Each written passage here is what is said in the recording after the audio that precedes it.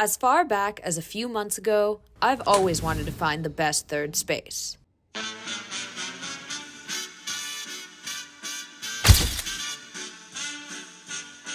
Finding the best third space is not exactly easy. Everyone has different wants. Some people need to know the bathroom situation, some people need to know what the chairs feel like. So we went to 3 neighborhoods across Toronto to check out underrated places to hang out.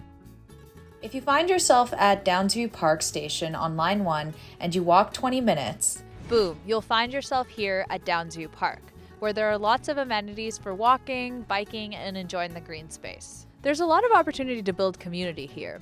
For example, the Nature Connection program. This is a nature-themed program that's 90 minutes on the 2nd and 4th Sundays of each month.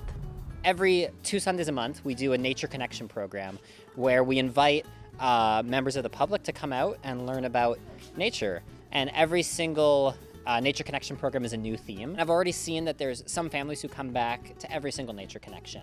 And usually every Sunday that I'm here, by the end of the day, I'll see people communicating and chatting with each other who at the start of the day they had never met each other. It's a great place for them to meet like-minded people, especially people with kids of the same age, and kind of like make new connections. If you're wandering around Downsview Park long enough, you might come across this bad boy right here.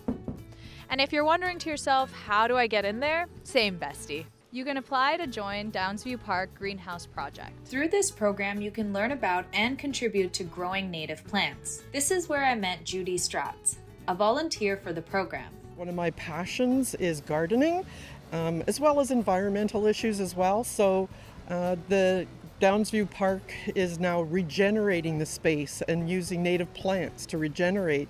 And this year they got access to a greenhouse to start from seed all of those plants that they're going to be using in the park.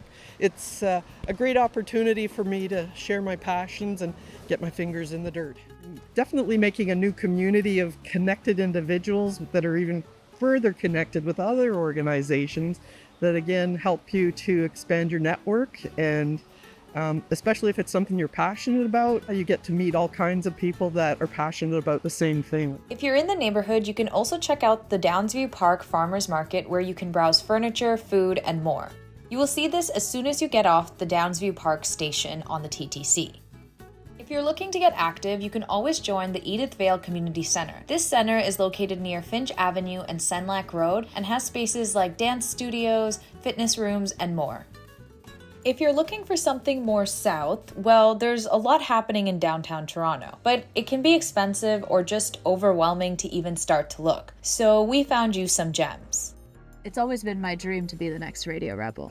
So naturally, I found myself here at Met Radio. We're a campus community radio organization, not-for-profit, and we're located on the Toronto Metropolitan University campus.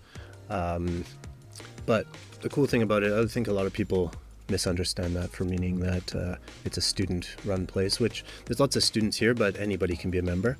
And with that, we produce a ton of really interesting content, catered towards students, catered towards the community.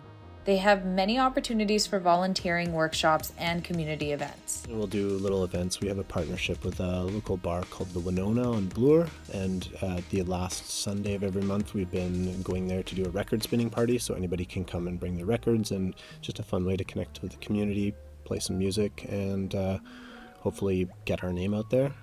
We did a pretty cool Toronto Arts Council funded event last summer, which we called the Block Party, and we did it outside of the building here on Gould Street on the campus. We're always looking to support the local community as well and find ways to involve ourselves in it. I might be a little biased. I produced one of my first podcasts here. They taught us how to use the equipment and how to edit, but don't just take my word for it. You should check it out yourself. Some other downtown gems to check out are Allen Gardens, Alumni Theatre, and Moss Park Espresso. What if you live in a plaza-filled suburb in Scarborough? Are there cool places to hang out that is not your friend's living room or a cafe on a busy street? That's a bit harder to find, but there are definitely some spots. Do you feel like there's a tiny artist inside you waiting to come out? Then the Clark Center in Scarborough might be the place for you. The Arts Center also has a ton of courses like Adobe Illustrator for absolute beginners and beginner fashion sewing. If you're looking to be more active, you can join Scarborough Runs, a group that hosts a run every Thursday. And there's also Don Montgomery Community Recreation Center, where there's a run track, basketball for 19 and above, leisure skate, and access to multi-purpose rooms. These are just some of the options for third spaces in the city spanning different neighborhoods. If you want to find your own ideal third space in your own neighborhood, we put together a list of ways to get started. That includes searching for volunteering opportunity, arts programming, and sports leagues, asking Reddit, checking Toronto's map of community centers or community gardens, and more. To help each other find places to hang out, we started our little third spaces map. Check it out on our website to explore more cool spots and add your own.